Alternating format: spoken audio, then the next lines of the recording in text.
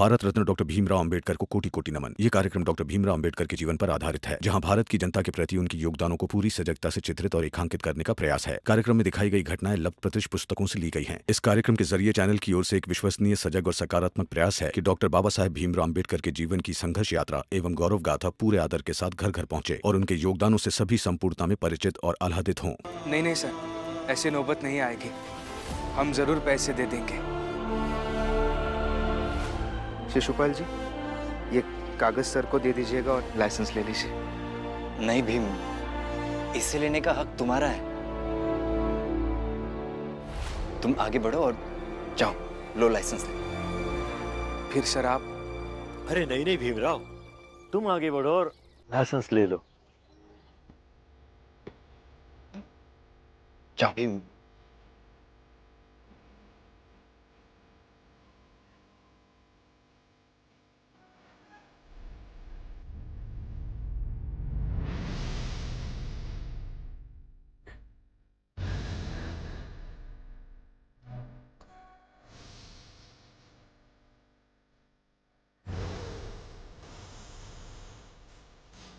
संविधान का है तो पता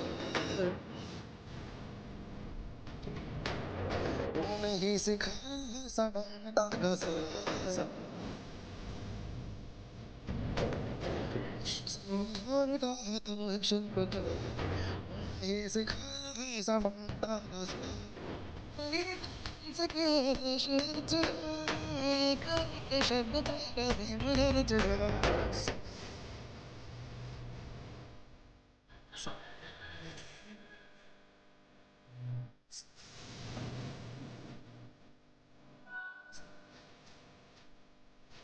साहेब।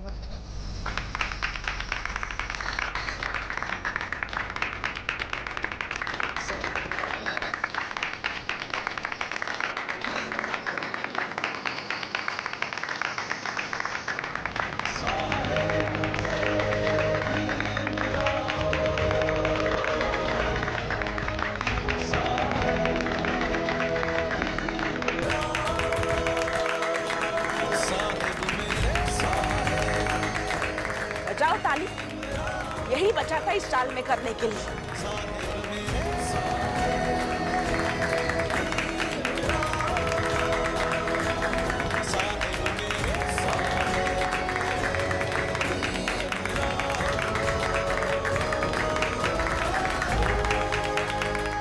भीम बेटा, बधाई हो।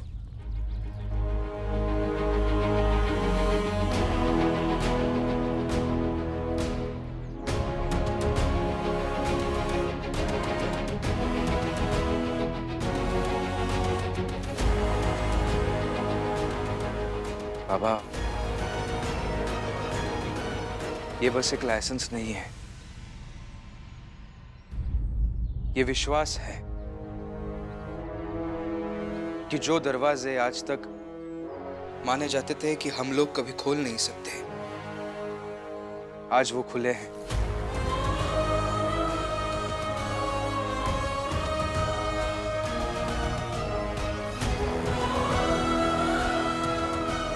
आज तक मैं अपनी दुनिया में अपने हिस्से के हक की लड़ाई लड़ता था, लेकिन आज पहली बार मैंने उनकी दुनिया में अपने हिस्से का हक पाया है।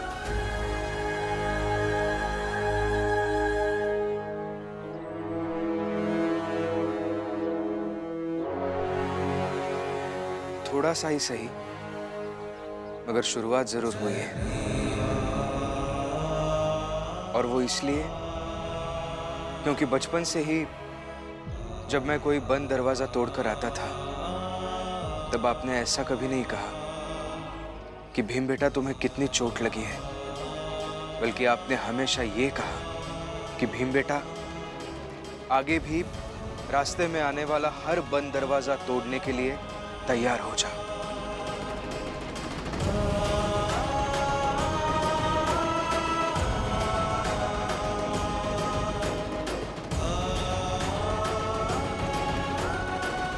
और इसीलिए बाबा, इस लाइसेंस पर आपका भी उतना ही हक है।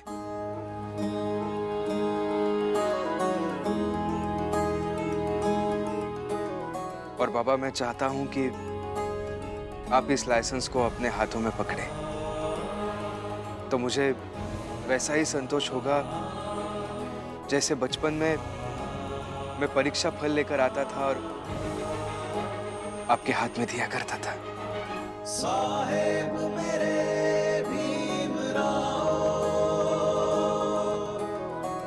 साहेब मेरे भीमराव, साहेब मेरे भीमराव।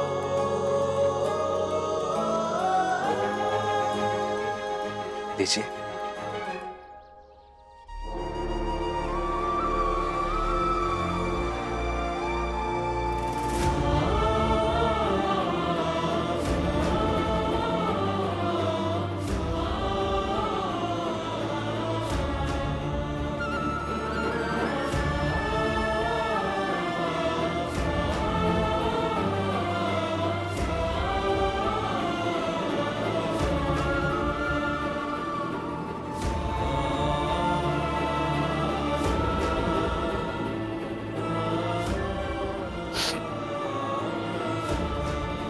बेटा, इतना आसान नहीं होता कि एक बाप होकर दरवाजा तोड़ तोड़ कर आगे बढ़ते रहने की तालीम देना, क्योंकि मैं जानता हूं ये सामाजिक कुरीतियां, घटिया मान्यताओं से बनी दीवारें बहुत चोटें देती है, कई वर्षों तक पीड़ा देती रहती है।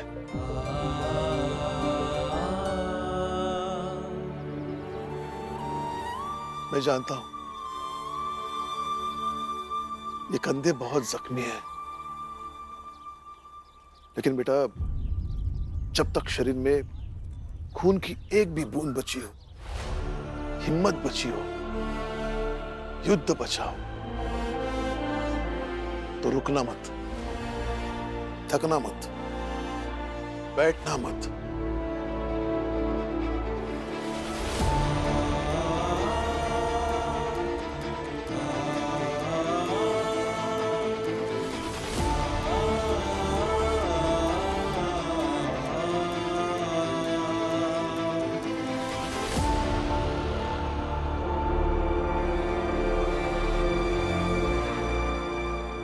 हाँ बाबा, मैं वादा करता हूं, मैं ना रुकूंगा, ना थकूंगा और ना ही बैठूंगा।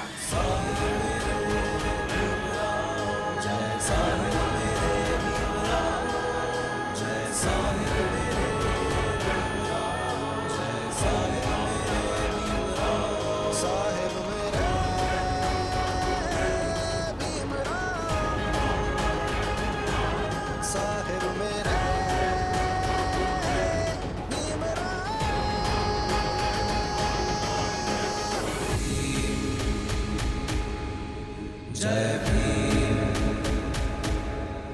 जय भीम, जय भीम। साहिब मेरे भीमराव, जय साहिब मेरे भीमराव, जय साहिब मेरे भीमराव, जय साहिब मेरे भीमराव, जय साहिब मेरे भीमराव, जय साहिब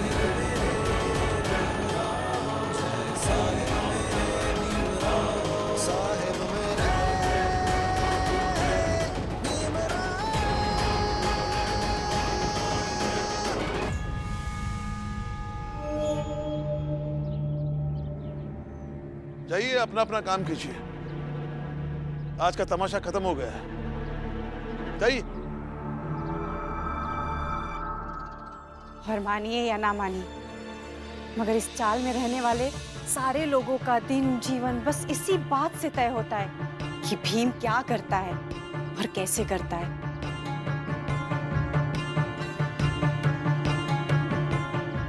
धुरी है भीम भैया इस चाल की, इस बिरादरी की और इस समाज की। हाँ तो ठीक है, उस दूरी पर नाचते रहो, एक दिन ऐसे गिरोगे ना कि मुंह टूट जाएगा।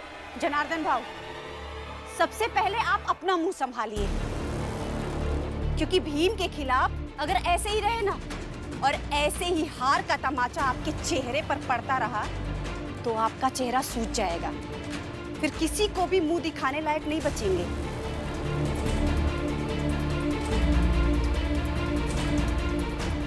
शोभा, ऐसा मत करो।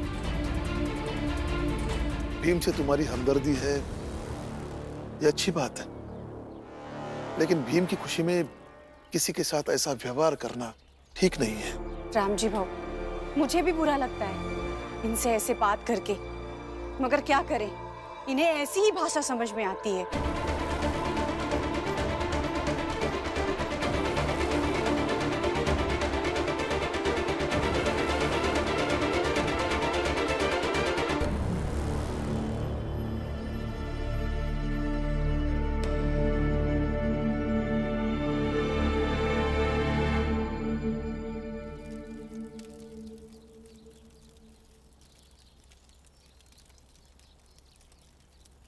क्या हुआ जीजा भाई, अभी तक खाना नहीं बना? दिख नहीं रहा, सब्जी साफ कर रही हूँ, तो कैसे बना होगा खाना? और दीदी ये ना मजाक उड़ाना बंद कीजिए जरा। इस घर में सब जो उल्टा सुल्टा बोलने लगे हैं, ठीक नहीं है वो। मजाक नहीं उड़ा रही हूँ, बता रही हूँ कि जिससे सरोकार न हो उससे उलझोगी तो देर तो होगी ही। कभी रसोई में खाना बनाने में देर होगी, कभी जीवन के किसी काम में, और कभी कहीं पहुंचना होगा तो देर तो होगी ही। देर ही सही, मगर हम अपने हिसाब से जीते हैं। उस भीम के हिसाब से हमारी जिंदगी तय नहीं होगी ना। अब जाइए ना, खाना तैयार हो जाएगा, लेकर आ जाऊंगी।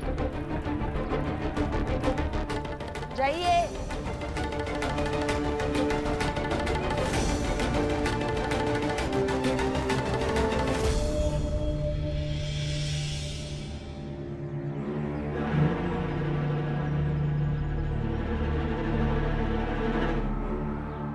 आपको जो कहना है ना वो सीधे सीधे मेरे पति से ही कहिएगा। आपने जो पैसे फेंके थे ना वो लौटाने आपको आ रहे हैं, तो जब वो आएंगे ना तो उन्हीं से कहिएगा, जवाब भी मिल जाएगा आपको।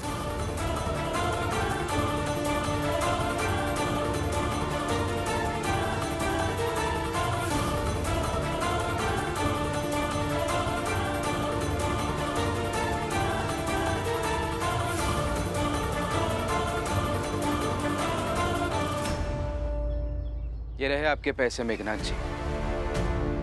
मैंने आपके लिए जो कुछ भी किया वो मेरा कर्तव्य था, और कर्तव्य के लिए बख्शिश नहीं लिया जाता। लीजिए।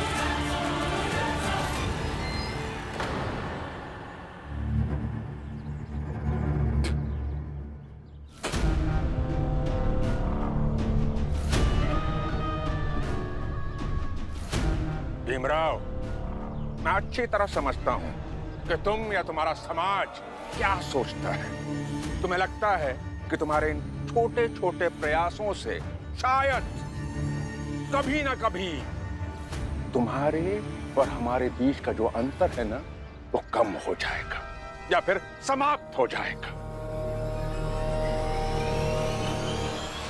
जैसे कोई पान को लगातार चबाते रहो तो एक समय के बाद उसका स्वाद और रंग सब आपस में घुल मिल जाते हैं और पूरा मुंह एक रंग का हो जाता है, ऐसा। लेकिन ऐसा तुम्हारे और हमारे समाज के बीच कभी नहीं होगा, कभी नहीं।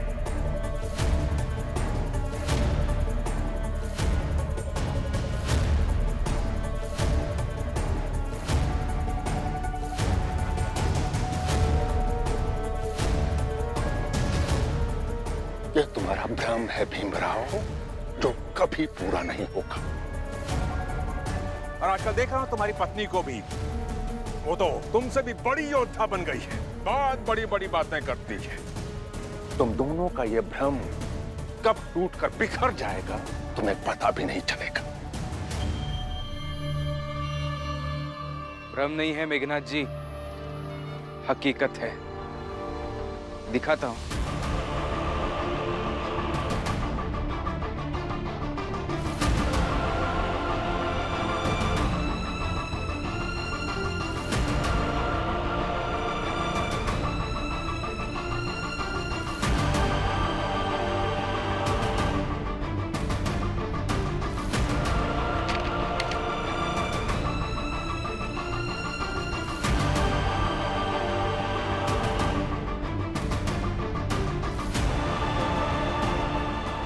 क्या है ये? लाइसेंस है बाबा, अखबार छापने का।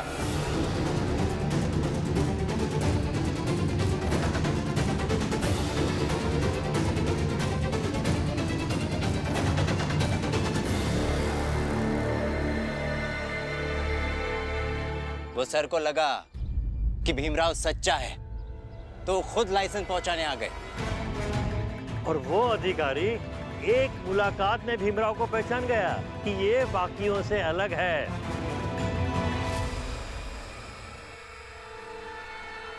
मेघनाथ जी, अब आप हमें फेंक नहीं पाएंगे, ना ही आपका समाज हमें फेंक पाएगा।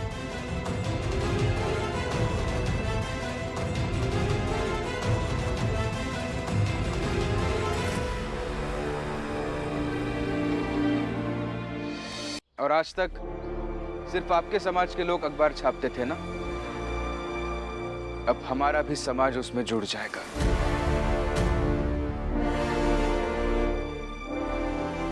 कम से कम यहाँ तो बराबर के हो ही गए हैं।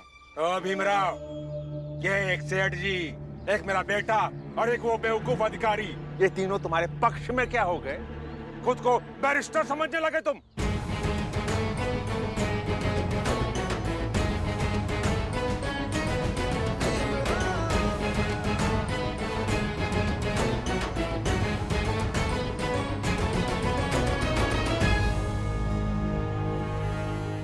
भीमराव,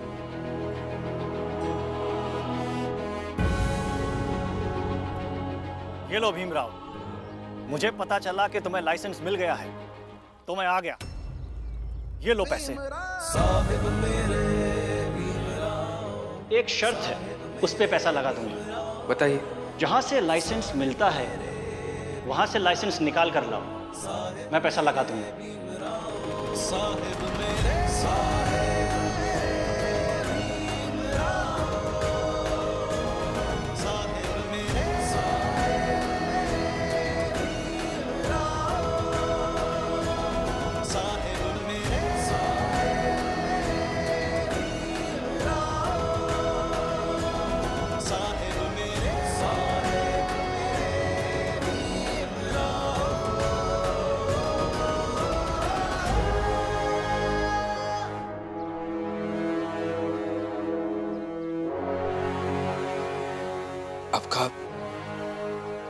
आपका बहुत बहुत धन्यवाद।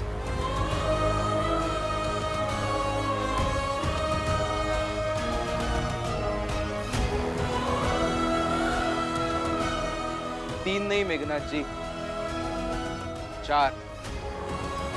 अब आप गिनते रहिए और ये कुनबा बढ़ता ही रहेगा।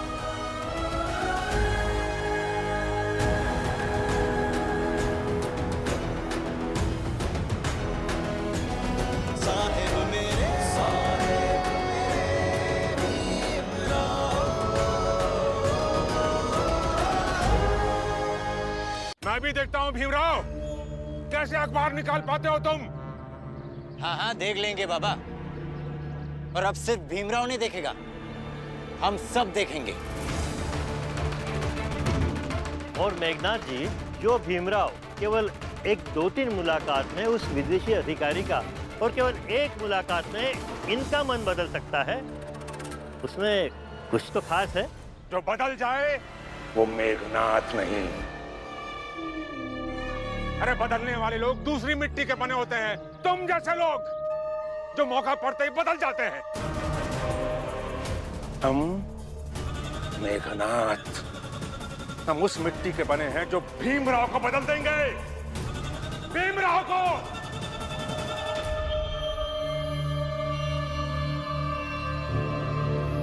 अब जाओ यहां से, जाओ। चलिए सेठ जी। सुनो। जी मेघनाथ जी। उस भीमराव का पीछा करो और मौका मिलते ही उसके सारे पैसे छीन लेना उससे।